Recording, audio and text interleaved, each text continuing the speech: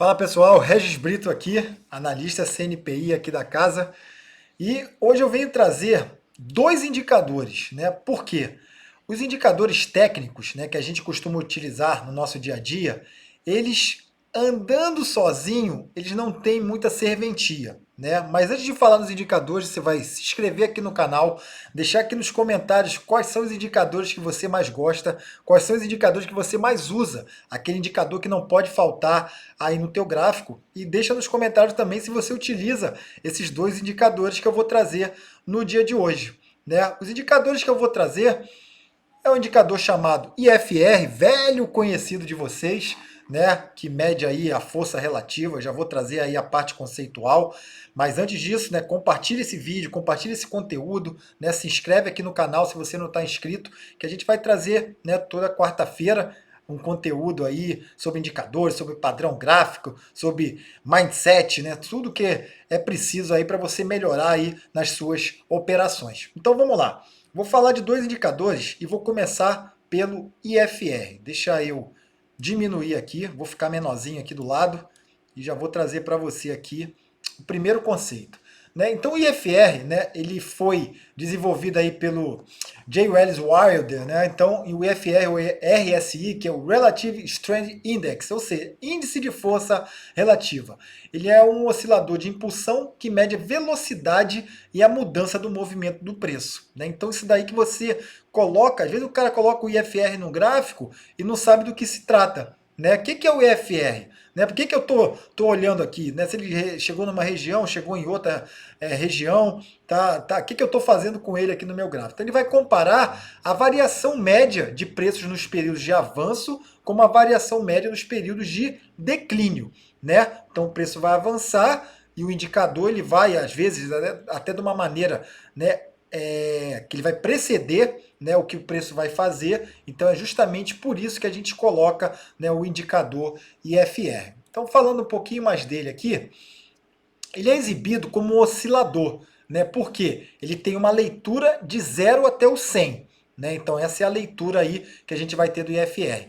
Percebemos que na escala estão marcados 70 e 30, né? Porque no fundamento, né, quando a gente olha ali na parte do livro, né, na parte dos estudos, né, tem a variação entre 30, né, que a gente fala ali do padrão de sobrecomprado ou sobrevendido. Né? Então 30 é quando ele está sobrevendido, o ativo veio caindo, caindo, caindo, e ele atinge um padrão ali de sobrevenda. Né? E quando ele, ao contrário, né, quando ele está subindo, ele atinge um padrão ali de 70, que é o padrão de sobrecompra. Então isso vai variar bastante, né? Porque alguns ativos têm uma particularidade, né, que é um pouco aí diferente. Ele pode chegar no 70 e ir até um pouco mais, 72, 75, 80, né? Então, ele só chega no nível de sobrecompra, né, dependendo do ativo, um pouco até acima do patamar de 70, e na sobrevenda a mesma coisa. Tem ativos que mergulham um pouco mais aí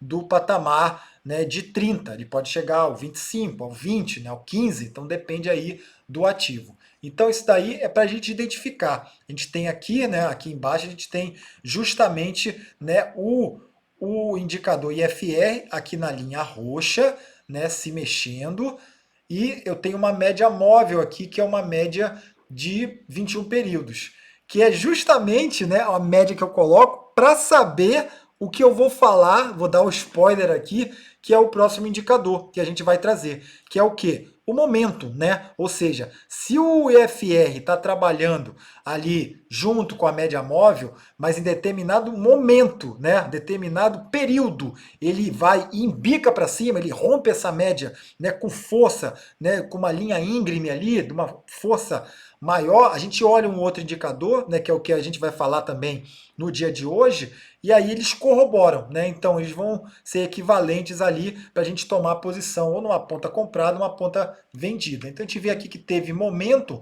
justamente quando o preço estava trabalhando acima, né? Ele vira para baixo, perde o patamar ali de sobrecompra e vai em bica para baixo aqui com a média móvel, né, trabalhando aqui também para a gente ter um referencial. Então esse aí é da maneira que a gente usa o IFR. Então, né, em suma, o IFR ele mede o fôlego do mercado. né? Então o mercado vai, uma hora ele perde o fôlego, né? Ele precisa daquele respiro, estimando se ele vai ter força para cair ou para subir, mas quando, né, ele está, né, ali numa tendência. Portanto, o índice de força relativa ele pode indicar os melhores momentos para eu tomar uma posição no ativo, seja comprando para esperar ele se valorizar, ou seja vendendo, né, quando eu estiver já realizando lucro. Já comprei, levei ele lá até o patamar lá dos 70, né, 75, dependendo aí do ativo, né, a particularidade de cada um, a gente vai ter aí a parte de sobrecompra e a gente vai realizar lucros. Então isso daí é que mede, né? O IFR, lembra disso, fôlego, né? O ativo começou a ficar cansado, cansou de cair, cansou de subir, e aí que você vai ou desmontar a tua posição ou vai entrar em posição, né? Então essa daí é a grande sacada do IFR. Embora o criador do MEG recomende, né, os 70 em 30, que são os valores ali tradicionais, a gente, né, como eu falei, a gente como analista, como operador de mercado, a gente defende, né, que pode, né, variar um pouquinho aí, dependendo de cada ativo. Então a gente tem aqui, né, eu coloquei até aqui para fins aqui, então tem ativo trabalhando em 76, 84, esse ativo trabalhou, então foi os níveis de sobrecompra dele, e os níveis de sobrevenda foi lá em 25, 23, né? Então também trabalhando aqui em níveis abaixo ali e acima do 30, 70 aí, conforme o manual. Né? Então as vantagens dele, ele vai permitir medir a força da oferta e da procura, né? Correlacionando-as. Então a gente vê a sobrecompra e sobrevenda. É um ótimo indicador na hora de verificar as condições, né, de supervalorização, né, e perfeito aí também para uma reversão. Então quando a gente consegue observar isso, né, a gente usa aí a grande vantagem aí do IFR.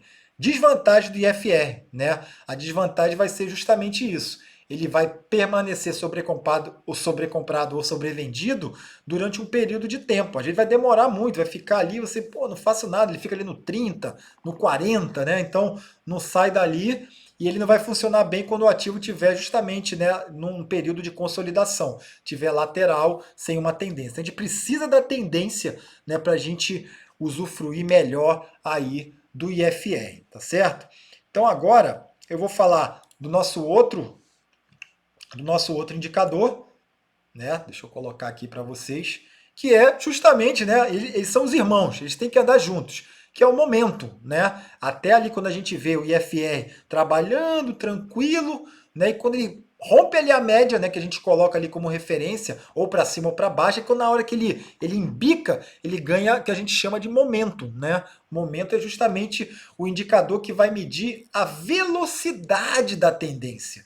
Né? Então o ativo está numa tendência, às vezes é uma tendência ali que não está acelerando, e a partir do momento que ele acelera, esse indicador vai te mostrar se o preço está se movendo rapidamente ou está se movendo devagar. Né? Então aqui embaixo a gente tem, né, a linha zero, né, do indicador, e aí a partir do momento que ele rompe linha zero, ele acelera, né, e começa a andar ali, depois ele volta novamente, vem na linha zero, acelera para cima, acelera para baixo, então a gente vê esse grau de aceleração. A gente viu aqui quando ele rompeu, ele acelerou, né? E aqui de novo, né? Ele veio aqui trabalhar nesse período aqui, e a gente vai sempre olhar para o preço, né? Aqui o momento ele veio acelerando, né? Ele já acelerou aqui antes, né? Rompeu a linha zero aqui e o preço aqui ainda estava, né, consolidado. Então ele até antecipa, né, esse momento aí que o momento antecipa o momento que você vai tomar posição aí na ponta da compra aqui, que foi o caso do nosso exemplo.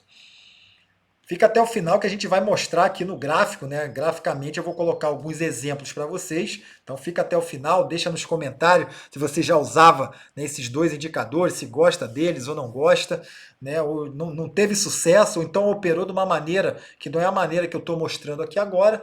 Então o indicador momento ele é representado por uma linha flutuante que ela vai oscilando, né, de um extremo ao outro. O que é o momento? Ele vai medir essa velocidade. Pô, o mercado está lenga-lenga, o mercado está acelerando, né? Então, justamente o momento ele vai te dar esse padrão, esse parâmetro aí, esse feeling.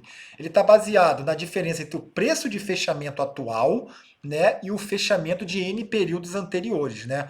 Quer seja aí que você esteja utilizando. Então, isso daí que é o momento. Ou seja, é preço atual menos o preço, né, de N períodos aí que você utilizou anteriormente, para trás. Então aqui a gente tem, né, um gráfico aqui parado, né? Eu já vou entrar aqui num outro gráfico para a gente colocar os dois indicadores aqui, mostrando para vocês. O momento é excelente para identificar supostos topos, né? E fundos de movimentação ou reversão de tendência. Então, mesma coisa aqui, né? A gente tem um momento aqui, ele chega em determinado patamar, o ativo já subiu demais, então ele corroborado ali com o IFR, a gente vê aqui, né, que chegou, né, deixou até um padrão de candle ali que pode ser um candle de reversão, ele começa a cair, né, e o preço também vem junto aqui, né, corroborando aí com a ação do indicador. Quais são as vantagens, né? Tudo tem vantagem e desvantagem nessa vida. Então, principalmente em mercado em tendência, ele vai auxiliar na identificação de perda de força. Então, aquele respiro que a gente falou, aquele cansaço, aquela ofegância, né, junto com o IFS, você vai conseguir identificar esse momento aí de, né, no curto prazo, vai te sinalizar uma boa entrada, ou então até mesmo uma saída, né, do momento ali, do ativo que você está, o momento vai te sinalizar isso. Ele é excelente para identificar topo e fundo de movimentação de preço. Ele vai te ajudar muito, é a vantagem dele. E a desvantagem justamente é quando ele tiver... São irmãos, né? São aquele primo irmão ali, o IFR e o momento, né? Quando o mercado está lateralizado, ele é um oscilador que ele vai acabar perdendo essa eficácia, podendo gerar até sinais falsos. Então, quando tiver mercado lateral, né, que você identifica ali através de médias móveis, através de topos e fundos ascendentes ou descendentes. Então, você vai ver isso primeiramente. Pô, eu tenho um mercado em tendência? Tenho. Posso usar o indicador FR? Posso. Posso usar o indicador momento? Posso. O mercado está lateral, posso usar esse indicador? Você pode até usar, mas você provavelmente, né, vai ter problema porque ele vai gerar muitos sinais e alguns sinais vão ser, provavelmente vão ser sinais falsos, tá bom? Então eu vou para o gráfico aqui, né, vou mostrar para vocês aqui no gráfico, para a gente finalizar, né? Deixa eu compartilhar aqui a tela com vocês, vamos lá, e a gente finaliza. Vamos aqui ver o gráfico, compartilhando aqui a tela, colocando o gráfico, vamos lá. Colocar o gráfico aqui de Apple, né, para a gente começar, e a gente vai colocar aí os indicadores, tanto o momento, né, quanto o indicador aí IFR, né? Tem outros indicadores aqui, mas que a gente não vai trabalhar aí no dia de hoje, né? Mas a gente vai gravar um outro vídeo aí. Vamos lá. Aqui a gente está vendo, né, o IFR, está vendo o gráfico de Apple aqui, né, no diário, né, gráfico diário de Apple.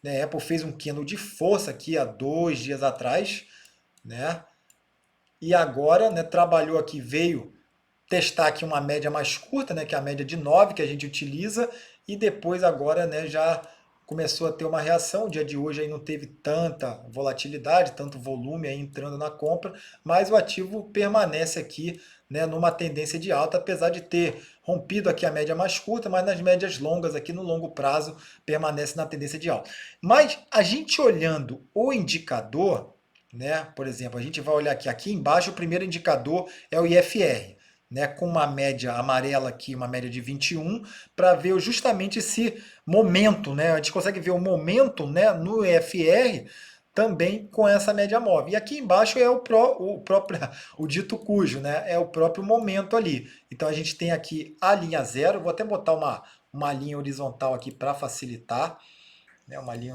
horizontal aqui bem no marco zero, né? Que aí já vai ficar bem bonito aqui, ó.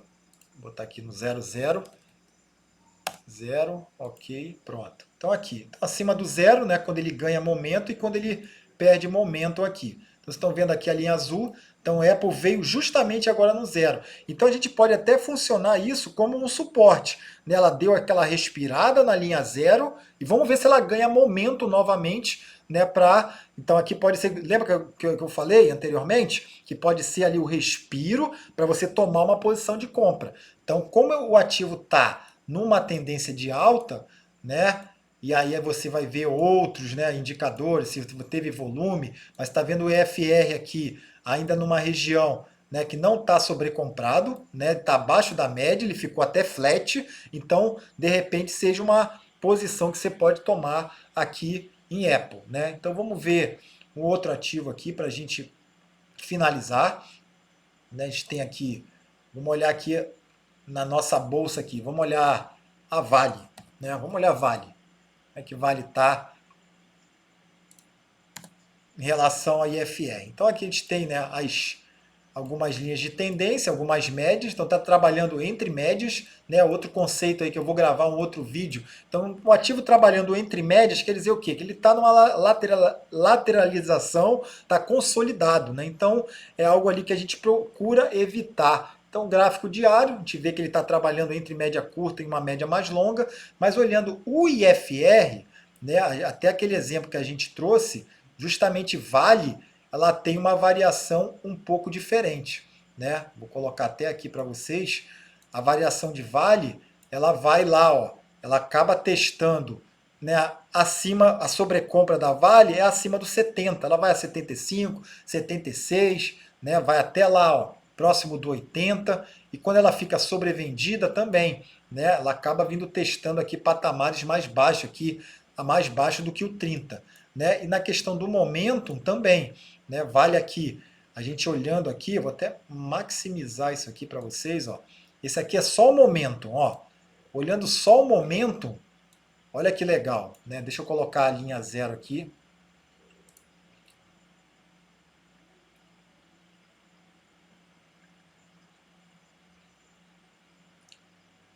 Opa, tá aqui.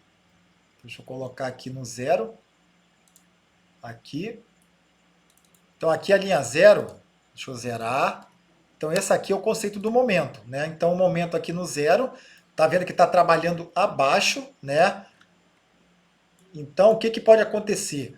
Dela vir, né? A gente pode usar isso aqui até como, né, topos e fundos ascendentes, funcionar como um gráfico também. A gente pega o indicador e coloca ele como se fosse uma figura gráfica. Né? Então a gente está vendo aqui que ele fez fundo aqui, nessa região aqui, fez fundo de novo, tá aqui é só o momento. E agora ele ganha um pequeno momentum aqui, né? Mas vamos ver se é só um sinal que ele vai vir testar a linha zero, né? Então ele pode dar essa respirada aqui. Deixa eu tirar aqui agora, vamos lá. Então a gente vê aqui que, né, hoje o ativo caiu, aqui estamos no gráfico diário, caiu, teve, né, a questão do minério de ferro lá fora.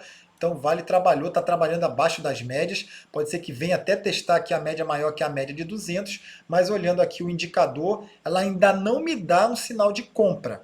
Né? Então pelo indicador ela não dá um sinal de compra. O IFR aqui, ó, ele veio agora na média, né? Ele está em cima da média aqui, e vamos ver também se ele dá uma embicada para cima para indicar, né? Ele não está nem sobrecomprado nem sobrevendido, então para aqui, para Vale, você vê que tem uma dificuldade, né, da gente analisar. Vamos ver outro ativo aqui, vamos olhar a Nike, né, gente? Aí a Nike aí que muita gente tem aí na carteira também. Então aqui, ó, a Nike já está um pouco melhor da gente olhar, né? Trabalhando acima das médias, né? A gente vê uma tendência aqui, pelo menos aqui nesse curto prazo, né, trabalhando em tendência de alta, acima das médias curtas aqui, nas médias longas também, né, a média virada para cima. Ele subiu, corrigiu, a gente olhando o IFR, a gente vê que o IFR também trabalhando como indicador, deixa eu maximizar aqui, ó, vendo o IFR como indicador, ele está acima da média de 21, né, ele subiu, né, deu uma quebradinha, subiu novamente, fez um topo, caiu, né, não perdeu esse fundinho aqui, e aí já está trabalhando aí num grau de subida novamente. Então se a gente olhar aqui, né, e olhar, a gente pode até, igual eu falei, a gente pode até fazer como se fosse um ativo, né? Te traça aqui uma linha de tendência, ó, no IFR, e pode trabalhar dessa maneira, né? Tracei aqui uma linha de tendência no próprio IFR. Então, o primeiro toque, né, segundo toque, como vocês aprenderam aí. Então, se ele vier aqui testar novamente, pode ser que eu tenha nesse ponto, quando eu olhar o gráfico lá, logicamente, né, eu tenho um ponto ali para fazer as minhas compras. Tá bom, pessoal? Então, era isso aí que eu tinha para trazer para vocês aí no dia de hoje, né? Então,